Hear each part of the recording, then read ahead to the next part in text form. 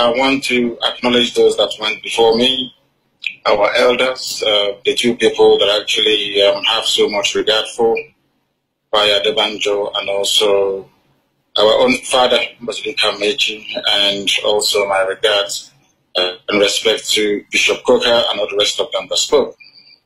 The fact of the matter is that we can break away without any rancor or need to go to war. We mustn't forget that there was a country called Czechoslovakia. Today, they are the Czech Republic and Slovakia. They never fought any war. And for us to properly contextualize this never again theme or scenario that people are talking about, we must go back to how we were before the white man came. There was no war between Biafran people and the Oduduwa people before Lugard came. There was no war between Biafran people and, say, the Fulanis from the north. Everybody minded their own business until the white man came and decided otherwise. Decided otherwise in such a way that even Igbo land itself is carved up into heaven knows how many states, even some of them in the north as Christians.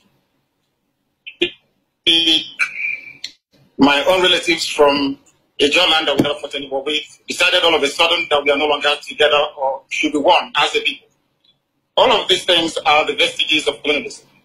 And I blame it squarely on the shoulders of those that call themselves the founding fathers of Nigeria. And after them, those of them that call themselves rather laughably the elites.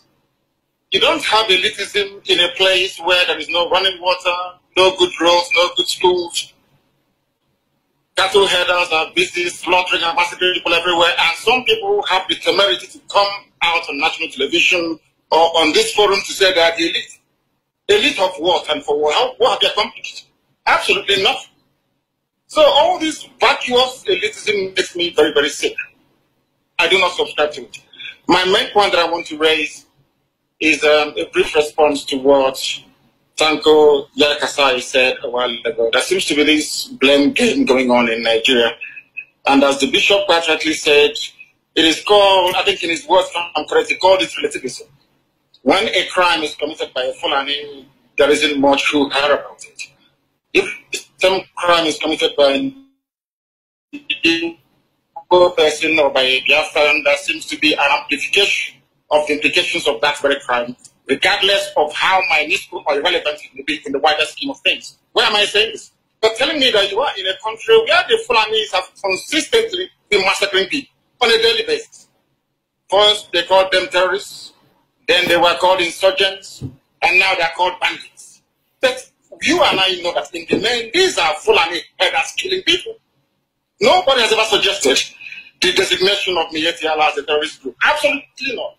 You live in this sort of, under this climate, such as the atmosphere of impunity and lies. You witness these things every blessed day. And some people will have the guts or the temerity to talk about one Nigeria. Nigeria that came into existence only 60 years ago. How about the ethnic nationalities that existed before Britain was formed? The thing that we keep missing is this. Nobody has the guts to ever interrogate or challenge the deficiencies within Nigeria. And what do I mean by that? We never actually promulgated nor sustained the constitution in the first place. There is no Nigerian constitution.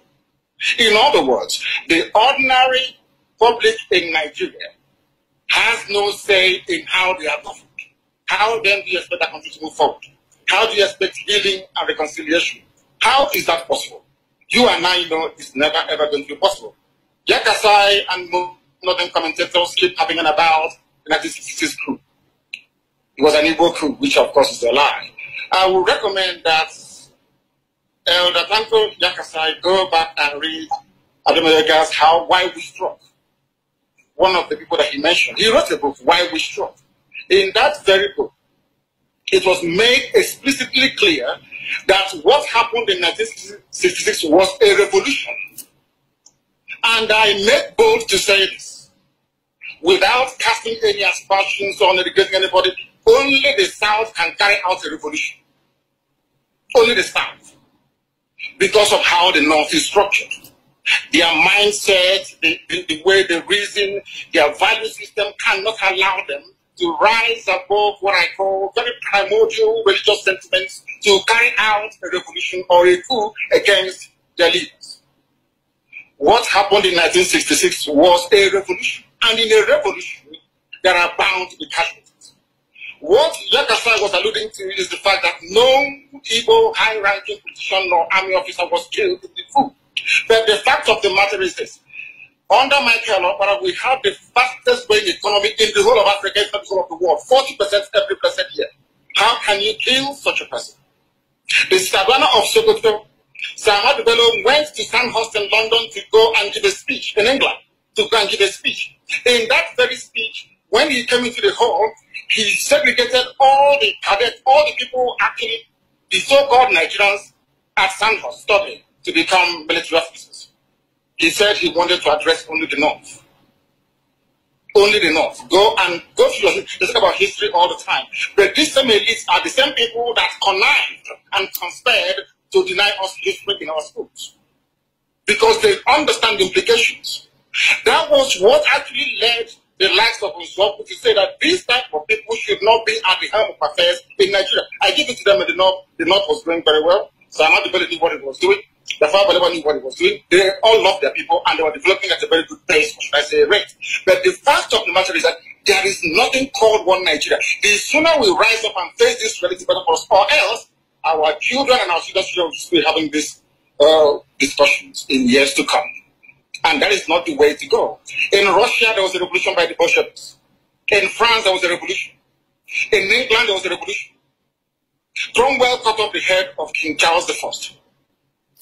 Today, you don't hear the royal family saying, oh, people from Cumbria, where Oliver Cromwell comes from, should be denied access to good education because they rose up against the crown. In America, there was a revolution. In every revolution, people are bound to die. If something happened in NSAS, during the NSAS protest, these same people introduced tribe and religion into it.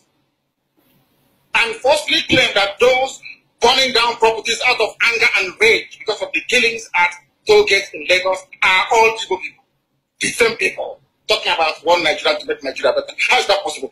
When people cannot be honest with themselves. All of us participating today, we all know that the Constitution is flawed. We know that the 1979 Constitution, or in fact, from 79 to 99, they are all flawed documents. You and I know that. Because it's the turn of your village. You want to rotate presidency, you want to start eating as other people, you want to start buying houses in Dubai, in the UK and in America. You say, oh no, it is not in my turn. That is what they are doing. Once you're elected as a senator, as a governor, or whoever you are, you will say to yourself, not in my turn. Let me make that money that others have made before proceeding. You stay in a country, you are in a country where Umar Diko is the most corrupt individual out of Africa. He's a funny man. The families are now enjoying the loot, the money he stole. There was a man called Ibrahim Taher, if you have forgotten. This man burnt Nitel down at Makrina after stealing all the money. And we are here pretending that somehow this can be better. It can never, ever be better. There is something called a referendum or a plebiscite. There must be a constitution formulated by the people, and that is the best way to go. Without it, these discussions will continue forever and ever, and Nigeria will remain as poorly and as deprived as it is today. Thank you very much. Thank you, Nnamdi. Before you go, please, there is a fundamental question that we want you to address. Same thing.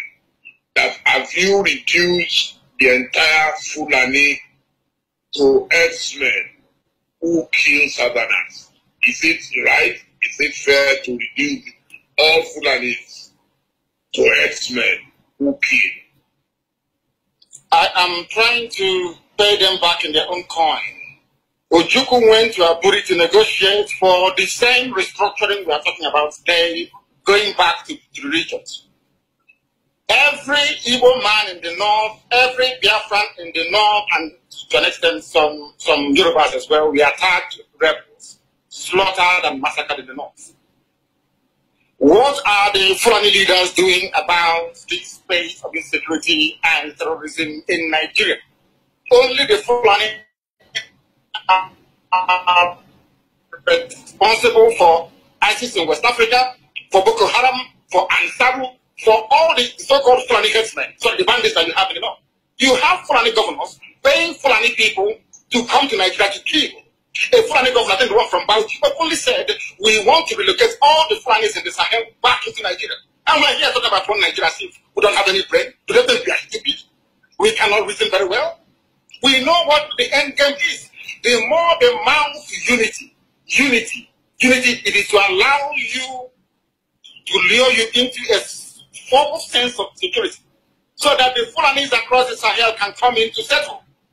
Are you not aware of the speeches that the Kaduna State governor made at the height of the slaughter of innocent people in southern Kaduna? What did anybody do about it? Absolutely nothing. You did nothing. When they hastily tagged IPOB, a terrorist group, with no evidence, all of you kept quiet. Nobody did anything about it. No. But Miyetiala is busy negotiating with bandits, killing and raping people, and everybody's quiet. That is why we are different. And that is why we see that the Fulanis are in cahoots as to what is happening in the show. They want to take over the entire country and make it the home of Fulanis in West Africa. Go and do your research very well, you see it there. And we are not going to allow it. It can't happen. Mazi, more northerners are killed today. More northerners suffer more from banditry than the south. So how do you explain that? In fact, now the cry in the north is that we are insecure. So which negates this theory or thesis that the Fulanis are killing the rest of Nigeria. Who are the people being killed in the north? Let me ask you, please. Don't let my dear brother. Who are the people being killed? Where are the killings happening? They are happening in the Kanu. We saw in Katsina the other day how many students were abducted. We saw in Borno, the most popular one, the Chibok girls. So the North itself is not as if the North is enjoying peace. It is as a consequence of their own action. They underestimated how huge the problem would come in time to come. They fed this little python. They kept feeding it. They kept feeding it. And one day, the python turned around and started swallowing all of it. That's what they did. It is a consequence of terrorism. That is what actually happens. Once you spend years and years and years nursing and feeding terrorism, at the time it will come back to consume you. It is a natural consequence. It is a natural order. That is what they are suffering from. The true intent, the reason why they formed all these groups was to harass Jonathan out of office. That is a known fact. Nobody's trying that. They connived with Obama and all the rest of them. They planned perfectly to say that Jonathan was incapable of handling this situation in Nigeria. So a general has to come in. Tinubu, on his part, promoted that very false narrative. Only a general can save them. Because they were impervious to all the indices that leads to and sustains terrorism. And today we have it. In Afghanistan, it's the same. Afghan people, I wouldn't say that the Taliban is a terrorist movement, of course, there's such. But look at the Taliban in Afghanistan.